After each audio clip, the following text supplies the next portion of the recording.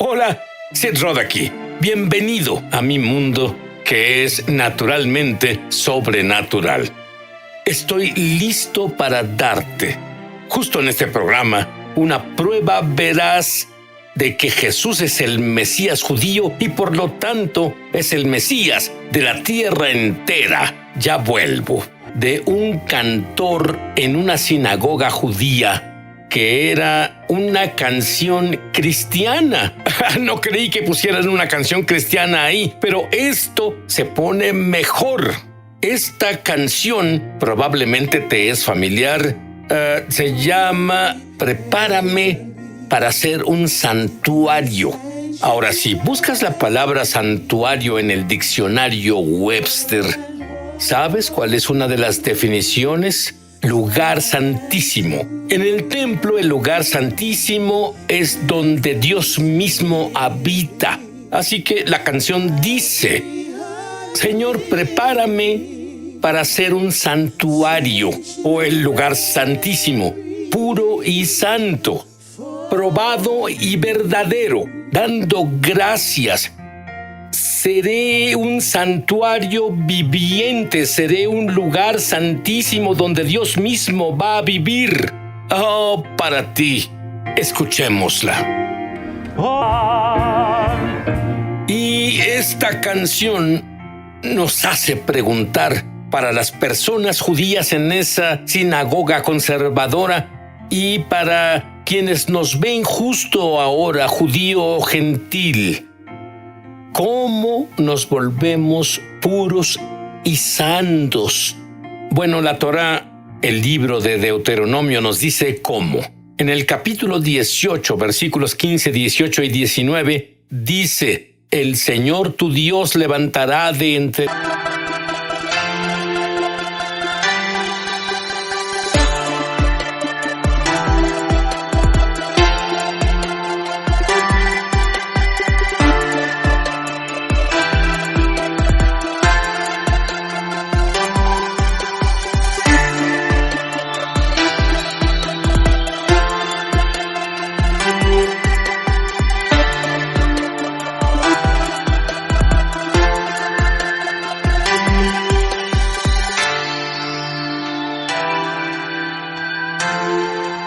tus hermanos un profeta como yo. Para ti era Moisés hablándole a mi pueblo judío. Así que será un profeta como Moisés, y a él lo escucharás.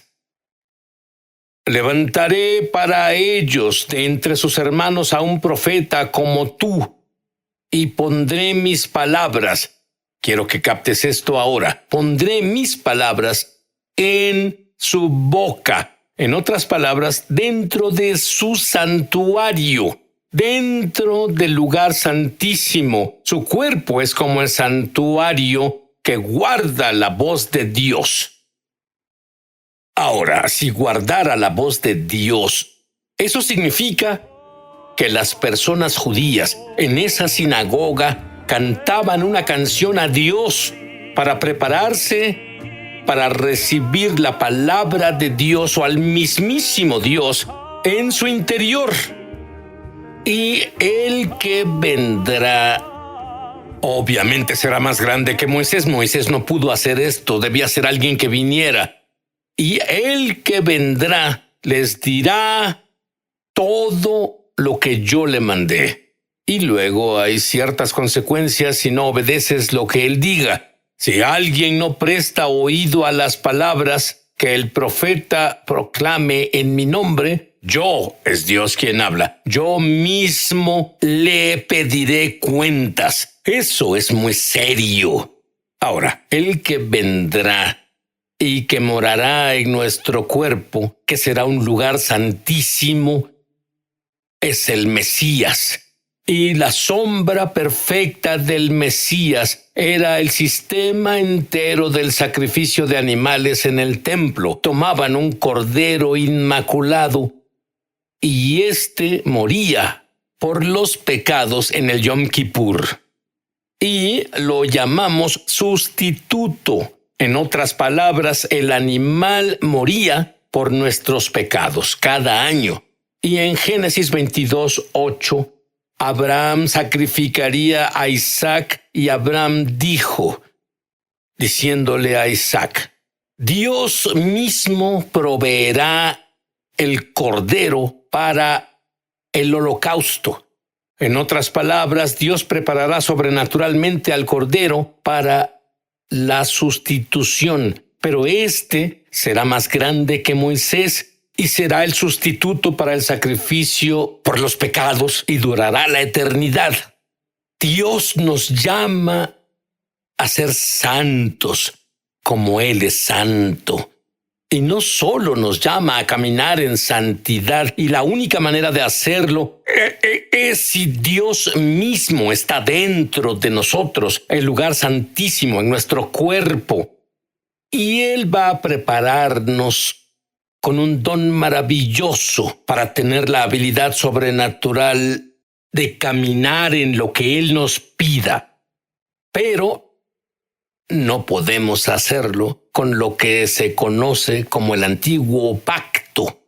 ¿Por qué no podemos? El templo se destruyó en el 70 DC, pero no temas. Dios nunca nos deja sin salida, un camino para ser santos. Él dice en el profeta Jeremías que viene un nuevo nuevo pacto. De hecho, él lo compara con el antiguo, dice en Jeremías capítulo 31, versículos del 31 al 34, vienen días, dice el Señor, en que haré un nuevo pacto con el pueblo de Israel y con la tribu de Judá. No será un pacto como el que hice con sus ancestros, el día en que los tomé de la mano y los saqué de Egipto, ya que ellos lo quebrantaron, a pesar de que los amaba como un esposo ama a su esposa, dice el Señor. Pero este es el nuevo pacto que después de aquel tiempo haré con el pueblo de Israel, dice el Señor. Número 1. Pondré mis instrucciones o mis palabras dentro de ellos, en ese santuario vivo, el lugar santísimo, su cuerpo. Ese es el número 1. E incluso lo escribiré en sus corazones, dentro de su lugar santísimo. Número 2. No tendrán que enseñar a sus vecinos, ni siquiera tendrán que enseñar a sus parientes, diciendo, debes conocer al Señor, porque todos me conocerán. Ahora hay un punto de inicio para que lo conozcan. Y ese punto de inicio es cuando la palabra de Dios o Dios mismo vive dentro de ti. Luego el tercero, si eso es suficiente, como el Pesaj, la Pascua. Pero el tercer beneficio, de acuerdo a Jeremías, es yo les perdonaré sus iniquidades y nunca más me acordaré de sus pecados. Bueno, debíamos tener el Yom Kippur cada año, pero Dios dijo, vendrá un sacrificio donde que el más grande que Moisés o el Mesías no se acordará más de nuestros pecados, no solo serán cubiertos, serán eliminados. Se explica en el libro de Gálatas, 3 capítulo, el versículo 24. De manera que la ley ha sido nuestro ayo para llevarnos a Cristo, a fin de que fuésemos justificados por la fe. Y justificado es un término legal que significa exonerar. Fuimos exonerados del todo, somos libres. Se nos declaró inocentes en la corte celestial. Evangelio significa buenas nuevas. La buena nueva es la historia de amor de Dios, de la restauración de la humanidad. Tú debes saber que mi padre nació en Polonia y el símbolo de gran antisemitismo para él era el cristianismo. Así que cuando me volví un creyente del Mesías, un creyente públicamente del Mesías, él no pudo entenderlo, no tenía sentido para él y no me permitió explicárselo, pero un día él dijo, bien, muéstrame por qué este Jesús es el Mesías. Y fui a una profecía hecha por el profeta judío Isaías. Y esto es lo que leí. En Isaías capítulo 53, versículo 1. Y solo llegué al versículo 11. ¿Quién ha creído a nuestro mensaje? En otras palabras, ¿quién creerá el reporte del profeta? Y era Isaías hablando. ¿Quién ha creído nuestro mensaje? ¿A quién se le ha revelado el poder del Señor? Creció en su presencia como vástago tierno, como raíz de tierra seca. En otras palabras, habrá un nacimiento milagroso. No había en él belleza ni majestad alguna. No era atractivo y nada en su apariencia lo hacía deseable, despreciado y rechazado por los hombres, varón de dolores, y cargó con nuestras enfermedades. Ahora, en hebreo noté que en la Biblia cristiana tal vez no diga eso, pero el hebreo en realidad dice dolores y enfermedades. En otras palabras, no solo los pecados entran en esto, sino los dolores y enfermedades de la humanidad, y como aquel al que damos la espalda fue despreciado, y nosotros, el pueblo judío, no lo apreció. Soportó enfermedades, no eran suyas, soportó las nuestras y cargó los dolores. Pero nosotros lo consideramos herido, golpeado por Dios y humillado. Pensamos que Dios lo castigaba, pero fue traspasado por nuestras rebeliones y molido por nuestras iniquidades. Sobre él recayó la sanción o el castigo, precio de nuestra paz en él. Y luego las buenas nuevas. Y por sus heridas, sabes que cuando tienes heridas, sale sangre del cuerpo humano. Así que por sus heridas, con su sangre, con esa sustitución, con ese sacrificio, nosotros, el pueblo judío, no será sanado. Fuimos sanados. Como ovejas nos perdimos. Esto se escribió 800 años antes de que el Mesías viniera a la tierra. Y del profeta Isaías: andábamos perdidos como ovejas, cada uno seguía su propio camino, y el Señor hizo recaer sobre él la iniquidad de todos nosotros. Maltratado y humillado, ni siquiera abrió su boca. ¿Te imaginas ser oprimido? Fue peor que la opresión. Las Escrituras lo dicen, que fue golpeado duro. Nadie se preocupó. Fue arrancado de la tierra de los vivientes. Es otra forma de decir que murió. Él murió por la transgresión de mi pueblo y murió entre los malhechores, aunque nunca cometió violencia alguna. Ni hubo engaño en su boca. No hay nadie en la Biblia de quien Dios diga esto, excepto del sustituto perfecto. Y él quiso, y dice, no había ni un engaño en su boca, pero el Señor quiso quebrantarlo. Y eso, en ese punto, alto, dijo mi padre, estás leyendo una Biblia cristiana. Y le dije a mi papá, esta Biblia fue publicada por la Sociedad Judía de Publicaciones. Y mira esto, fue dedicada por un rabino ortodoxo. Pero mi padre tenía aún tantas preguntas, pero él ni siquiera me preguntaba. Se congeló y yo no pude discutir el asunto de Jesús jamás. Este es el gran problema que el pueblo judío tenemos. Leemos en el mismo Tanaj que cuando el Mesías venga, el lobo vivirá con el cordero, habrá paz en la tierra. Y tú dices, mira alrededor, no hay paz en la tierra. Pero luego hay todo un grupo de profecías como la que acabo de leer, que Él morirá por nuestras enfermedades y morirá por nuestros pecados. Y por sus llagas fuimos sanados. Fuimos totalmente, nuestros pecados fueron expiados.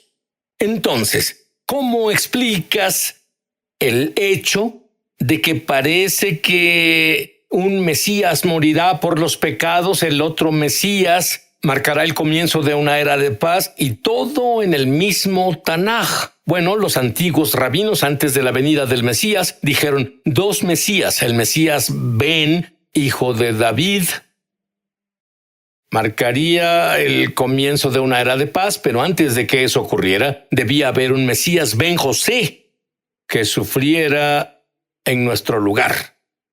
Y si en lugar de dos Mesías, ¿qué tal un Mesías con dos apariciones? Una para hacernos un santuario, un lugar santísimo para Dios. Y una vez hecho esto, que regrese a marcar el comienzo de una era de paz. Tiene más sentido. Yo soy judío. Creo en un solo Dios. Su nombre eterno, según la Torá, es el Dios de Abraham, Isaac y Jacob. Y un Mesías, el judío, Jesús.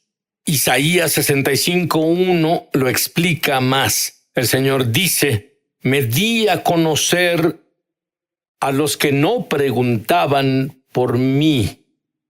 Dejé que me hallaran los que no me buscaban. A una nación que no invocaba mi nombre le dije: aquí estoy, aquí estoy.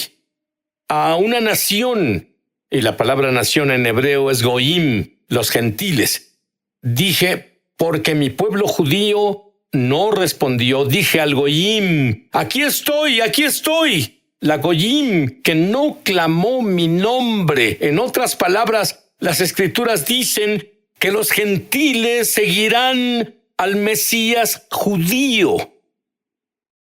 Yo creo en un Dios, el Dios de Abraham, Isaac y Jacob, y en un Mesías, el judío, Jesús. Hay un problema, tanto para judíos y gentiles. Todos somos la misma raza, la raza humana. Se revela en Salmo 143, versículo 2. No lleves a juicio a tu siervo, pues ante ti nadie, judío o gentil, ninguno vivo es justo. Pero Job 1:8. Él era muy justo. Dice, luego el Señor preguntó a Satanás. Él presumía Job. Él dijo: ¿no has considerado a mi siervo Job, que no hay otro como él en la tierra, varón perfecto y recto, temeroso de Dios y apartado del mal? Pero luego Job, capítulo 42, versículos 5 y 6. Él tuvo un encuentro con el Dios viviente. Y aunque él pensó que era justo, aunque Dios lo llamó justo, esta fue su reacción cuando tuvo un encuentro con Dios. De oídas había oído hablar de ti, no en experiencia, pero ahora te veo con mis propios ojos. Por tanto, me retracto de lo que he dicho y me arrepiento en polvo y ceniza. El hombre más justo de la tierra, cuando estuvo en la presencia y santidad de Dios, él dijo lo mismo que el profeta judío Isaías dijo. Isaías 6:5 dice: entonces dije, se terminó, estoy muerto. Este es el gran profeta de Israel. Estoy muerto, pues soy un pecador, el gran profeta de Israel. Tengo labios inmundos, el gran profeta de Israel, y habito en medio del pueblo, el pueblo judío, con labios inmundos. Han visto mis ojos al Rey, Jehová de los ejércitos. Y una vez que ves al Rey, por más justo que te creas, ves amor puro, ves santidad pura, ves la pureza por primera vez, lo opuesto a los humanos imperfectos que juzgas: soy mejor que esa persona, no soy tan bueno como esa persona. No, no, no, comparado con la santidad de Dios. Toda la justicia es trapos de inmundicia. Romanos 10:13 dice, porque todo el que clame, ayúdame Dios, recibe ayuda. Y adivina qué, el peor día de mi vida, oré a Dios. No tenía a quién acudir. Y mi corazón tenía dos palabras, las mismas dos palabras. Ayúdame Dios, ayúdame Jesús. Y Él me rescató. La gloria que estuvo en Moisés invadió mi recámara. Y luego sabía que Jesús era mi Mesías. Eso fue hace 50 años. Bueno, esa misma gloria cayó sobre mi padre. El último día de su vida estaba en cuidados intensivos. Él rechazó creer o incluso hablar sobre el Mesías prácticamente mi vida entera. Y mi hermana...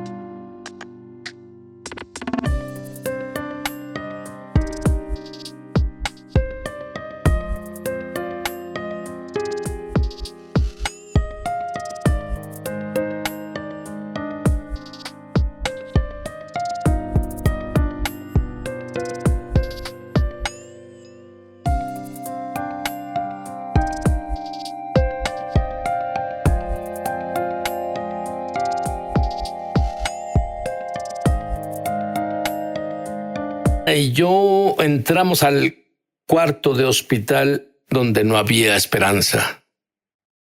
Pero una semana antes entré en ese cuarto y la gloria tangible de Dios estaba sobre mí. A donde iba podía sentir esa gloria de Dios. Donde iba podía sentir la presencia de Dios. Era la misma gloria que estaba sobre Moisés. Y esa gloria cayó sobre mi padre y con mis propios oídos lo oí. Hago a Jesús mi Mesías y Señor. Esa misma gloria está en el estudio ahora. Muchos sentirán la presencia y muchos que oren conmigo, ayúdame Dios, la van a sentir en el futuro. Pero, ya sea de inmediato o en el futuro, la gloria está aquí ahora. Justo ahora en el estudio. Quiero decir una oración. Esta es la oración. Quiero que tengas tu propia experiencia con Dios. Quiero que Dios viva dentro de ti. Quiero que tu cuerpo sea el lugar santísimo. Quiero que ya no te sientas solo. Quiero que tengas tu propio conocimiento experiencial de Dios.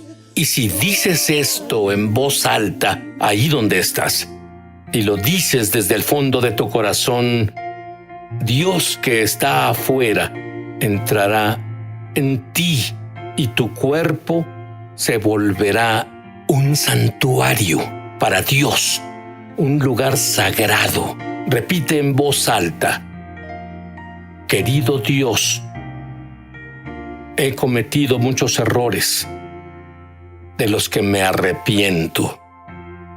Creo que la sangre del Mesías fue mi sustituto por los pecados que he cometido. Y de acuerdo con tu palabra, no recuerdas más mis pecados. Y desde este momento soy santo a tus ojos.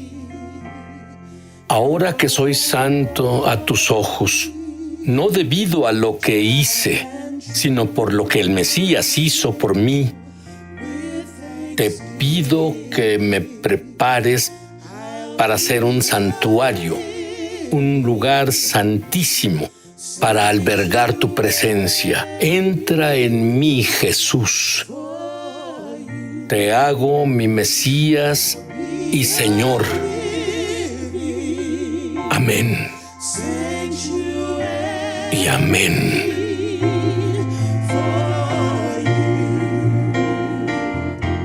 Me emociona al extremo anunciar que lanzamos nuestra escuela de ministerio Es Sobrenatural en español. Entra en el enlace para comenzar tu viaje sobrenatural Y en realidad espero verte crecer en la gloria, en el Espíritu y en